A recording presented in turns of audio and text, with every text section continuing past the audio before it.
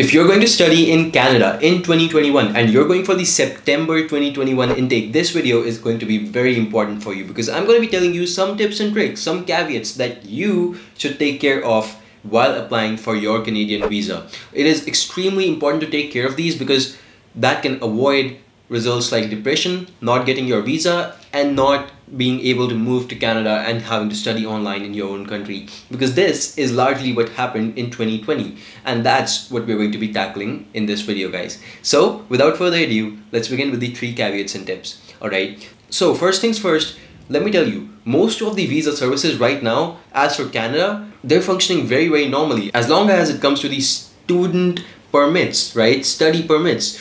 They're functioning much normally than the other kinds of visas. And you can see that Canada is extremely good at handling situations like the COVID, because it's definitely in a much better off position as compared to countries like Australia, which is handling it in one of the worst ways possible. They have literally shut down their borders and they do not care whether the student has already been enrolled in Australia, whether they have already completed 1 year and they were maybe back home to meet their families and stuff, but they're not letting these students in. And of course, new students, they don't really want to touch Australia at this point. I'll make a separate video about that. But you can see how Canada is handling the scenario so much better, right? It's extremely great. And I think that Canada does deserve a standing ovation for this, all right? So let me actually tell you the 3 things that you should take care of while applying for your visas so that this does not happen with you. There are still cases where students are depressed, they're not able to get to Canada, and we want to avoid that in your case. So the first caveat over here, and this is the biggest one yet,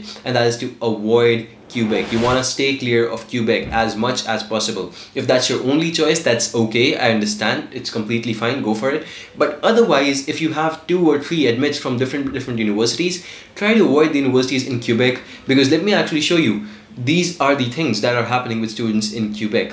They are depressed. They have been waiting from last year. They're not able to get their visas, and they have been studying online. But the IRCC and Quebec authorities and the universities, they are basically going back and forth, making it look like a game when nothing is really working out. So one authority is blaming the other authority is blaming the first authority again. It's all going on in circles. It's basically not good for students because they are tired of chasing after both of the authorities when they're not ready to listen what's going on. Let me actually show you the names of the universities over here that you should be avoiding. So you can go into ymgrad.com, you can check out the states and provinces over here, basically looking at the universities by states, and you can go ahead in Canada, you can select Quebec over here. Okay, so it's loaded right here, and you can see the names of these universities. There's McGill, Montreal, Laval University, Quebec, Concordia, Sherbrooke. Now this is definitely not an exhaustive list. There's definitely more universities out there in Quebec, but these are the most reputed ones that you guys usually apply to.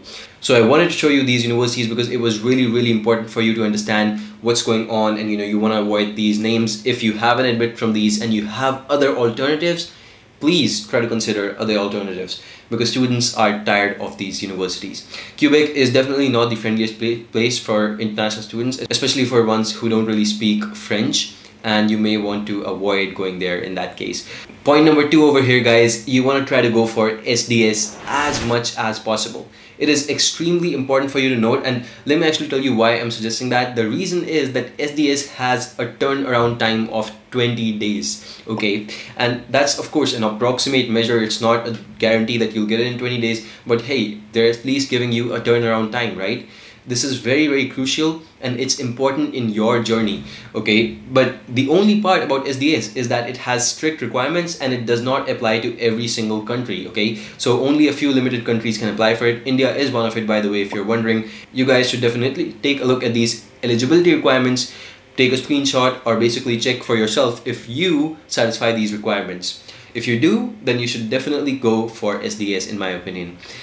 Point number 3 over here, guys, is to again try to avoid the general study visa stream. This is basically the opposite of point 2, but it's important for me to mention that, and the reason is because there are no fixed timelines in this case. Sometimes it can take a month, sometimes it can take more. It can generally be any time frame, and there's really no guarantee of telling you that, hey look, it'll happen in 1.5 or even 2 months.